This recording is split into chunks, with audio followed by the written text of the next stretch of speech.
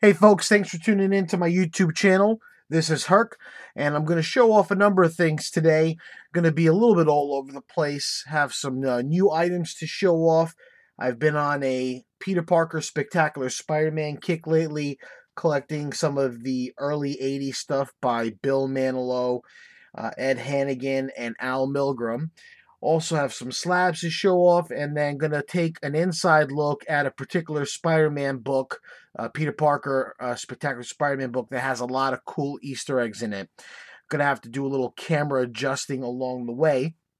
But the first book that I picked up recently is, as you can see here, Epic Illustrated. It's the premiere issue from 1980, if I'm not mistaken. No, it says it right here, 80. Threw me off for a second because Frank Frazetta signed 79 here, but absolutely beautiful cover. I've wanted this for some time. I got a good deal on this. I paid about 15 bucks for this.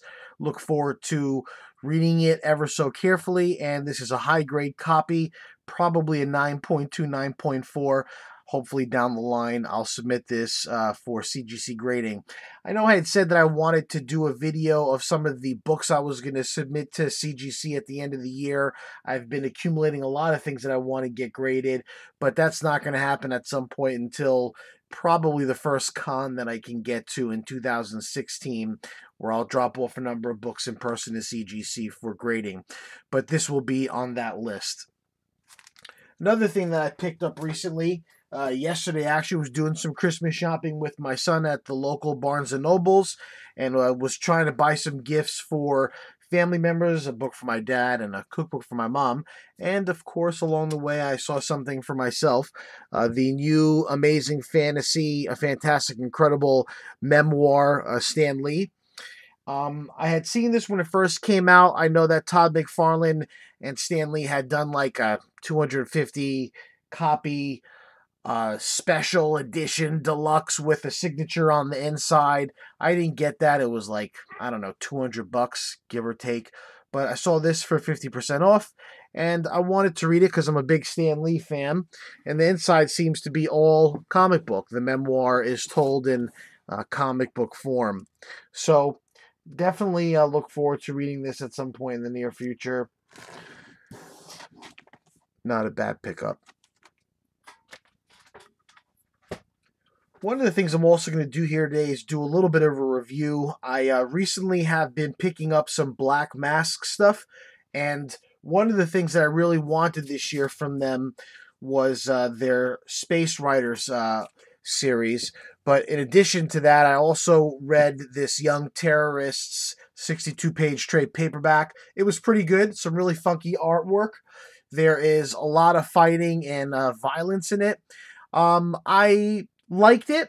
I don't want to say I was head over heels for it, but it was a fun read, and it was, to me, not as good as the Space Riders Volume 1, or Volume Uno, I should say, which has a beautiful yellow cover here. I was really looking forward to reading this. The first 4 issues that they did first prints had some absolutely fantastic covers. I have those in the mail as we speak. I got some first print copies coming. Got a good deal on eBay. A little behind the ball. Paid probably a little bit more than I would have when they first came out earlier in 2015. But still, I wanted first print because I really think that Black Mask is putting out some great stuff, and I wanted to have some of it in my collection. Some of the artwork here is absolutely stunning, I have to say. This Space Riders did not miss. I was really looking forward to it, and I read it. They have a nice dedication here to Jack Kirby. And there is some pretty cool artwork in here where you could see that there is a little influence in Kirby. Let me show you one of the pages here where Jack Kirby's, I guess you could say the inspiration just jumped right out. You can see right here in the right page. Definitely Kirby-esque. And this whole book has absolutely gorgeous colors like this. If you take a look at this book here, a recent issue of Heavy Metal, they did a special on Kirby. And some of the artwork is a little bit similar.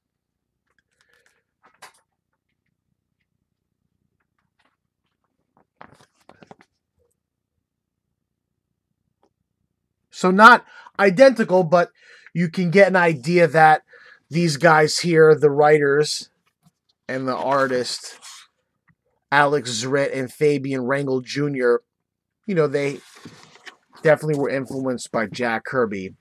But this whole series has absolutely gorgeous colors. The story's cool too. Focuses on these space riders who going out of space, and they basically are checking the bad guys. This guy here with the patch on his eyes, Captain Peligro. I'm probably pronouncing that wrong. And they ride a skull ship called the Santa Muerte that shoots laser beams out of its eyes. And also some more Jack Kirby influence right here for sure.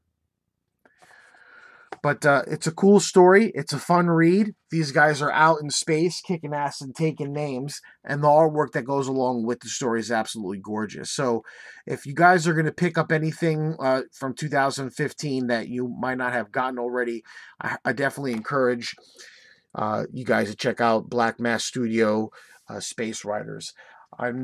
This is volume 1. There were only 4 issues. I hope that these guys are going to end up doing more. One of the most enjoyable reads that I came across this year. Artwork is stunning. Story is great. So check that out if you can.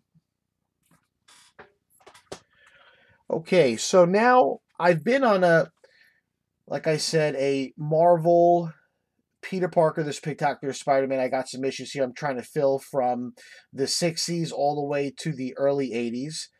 And the first one that I came across, which is a standalone issue featuring Electro. Max Dillon gets out of jail and ends up being more powerful than he ever is.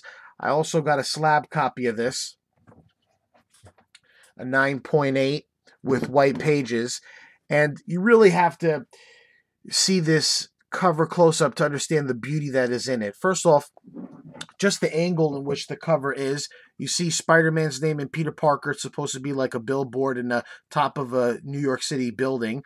And there is an advertisement here for Epic Illustrated, as you can see here on the billboard that Electro's standing on.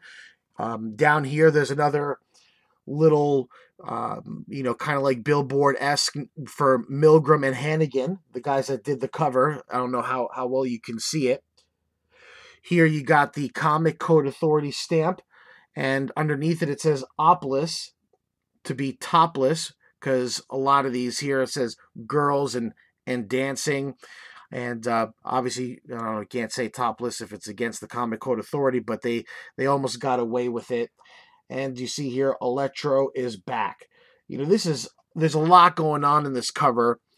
It's absolutely gorgeous. And it's, Al Milgrom and Dan Hannigan, they might be underrated, for some of the stuff that they did in the 80s with Spider-Man. This cover is one of my favorites. I easily will put it at the top 10 of my list just because it's different. There's a lot going on. There's beautiful colors. The angle in which, the actual cover is kind of like presented, it's real funky. So I really dig this. One of the coolest finds I could say that I came across this year. And some other stuff. Second appearance of Cloak and Dagger, the return of Cloak and Dagger. I'm trying to get my copy on the first appearance of Cloak and Dagger, which I believe was issue 64. But there's a lot of the stuff that these guys are doing where there was so much built into the background scenery. You see the return of Cloak and Dagger on the buildings. It says Hannigan and Milgram on another building. And they did a lot of this. You saw it in the previous one that I just showed you, a lot going on where it's just, things that were kind of hidden in the background that you really had to look for. The other issue, I'll go into that a little bit further.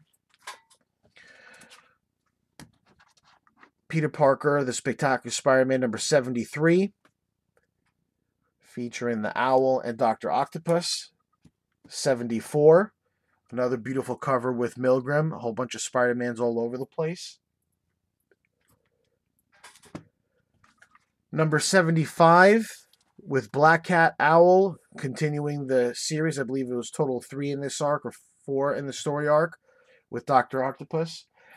He appears a lot in these issues. number 77, as well as number 70. And that's another thing. I love when, the normal positioning of the comic book is altered with the title, being somehow manipulated, or as you see here, the little square that's always got Spider-Man or one of the Marvel characters in the bust that's sliced in half. So I dig that kind of stuff. Number 78, another one with Dr. Octopus, The Long Goodbye, another funky looking cover from Milgram. Again, a lot of people, when they talk about Spider-Man and some of the greatest artists, pardon the shake there, you always hear about Todd McFarlane, Steve Ditko, John Romita Sr., but you don't hear Al Milgram's name thrown around too much, and he's done some fantastic covers. The next one here, not an Amazing Spider-Man, but a Marvel team-up, Spider-Man and the Man-Thing, another cover here by Ed Hannigan and Al Milgrom from 1982. And just look, at the absolute genius of this cover. You see Spider-Man absorbed like inside of Man-Thing, and you see here closely his face is totally engulfed by the Man-Thing. And when I saw this cover, it absolutely jumped out. I didn't even seal this one yet because I plan on reading this tomorrow.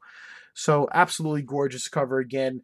I think Al Milgrom and some of the covers that he did and the pencils that he did inside of these comics, they're underrated. They're not talked about. At least I don't hear them talked about as much as they should be.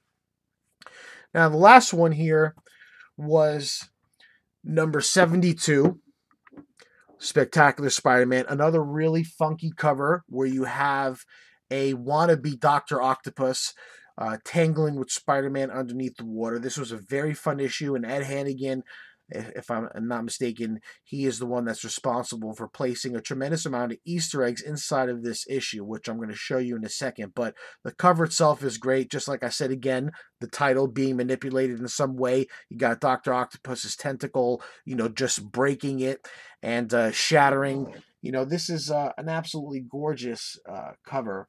And again, I think a lot of these covers from the 80s for Spectacular Spider-Man, they're a little underrated. This is a 9.8 with white pages, and absolutely thrilled to have this in my collection. So I'm going to just show you some of the inside Easter eggs that were in this issue. I have a reader's copy, and I'm going to have to adjust the camera a little bit because I really want to do a good job in showing you some of the cool stuff inside this issue. So bear with me here. I'm going to take the camera down. So again, now, this is the inside. This is a cover, same cover I just showed you with the slab. And one of the cool Easter eggs in the very beginning is Moon Knight. Now, I talked about how they built a lot of things into the background and the artwork and the covers, and they also did it on the inside as well. Now, look here. You see here it says Jim Shooter, Sergeant at Arms. You have the title here, Waiting for Dr. Octopus. You see where it says Letter, Novak. Art by Ed Hannigan and Al Milgrom, again in a billboard. Story by Bill Mantlo in a different billboard. And then you got Spider-Man totally jumping around, doing his thing. So again, when you're reading it firsthand, it also says here, edited on the truck by Tom DeFalco. I love how they did that. They used, the scenery in the background to, give us nice little goodies. Here you got Moon Knight just in one panel. Spider-Man thought that it might be Dr. Octopus, but it wasn't. So just a quick cameo shot there on Moon Knight. And then another really cool Easter egg here is Spider-Man says up here at the top something about a crazy artist drawing water towers. And if you look down here, that's Frank Miller. The briefcase says FM on it, and it's got him on top of a rooftop doing artwork. And Spider-Man says something about a crazy artist drawing in the middle of the night, that he would be the only one that's out. So another Easter egg coming up, which is great, is a really awesome tombstone scene here. And on the tombstone it says Denny Colt, which is the Spirit, Gwen Stacy, and Elektra.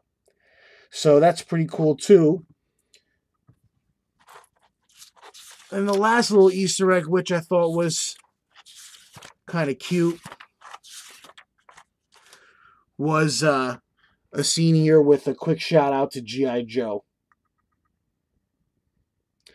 So that's pretty much it.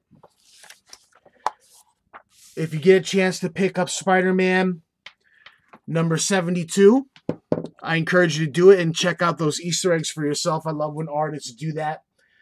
This is pretty much my video. Kind of jumped around a little bit, so I apologize for that. Again, this is the Christmas week coming up. I hope that you guys who celebrate are enjoying the holiday and the time with your families. Thanks for taking the time to watch this video. Please hit the like button, subscribe, follow me on Twitter, and I'll catch you guys down the line in the next video. Thanks.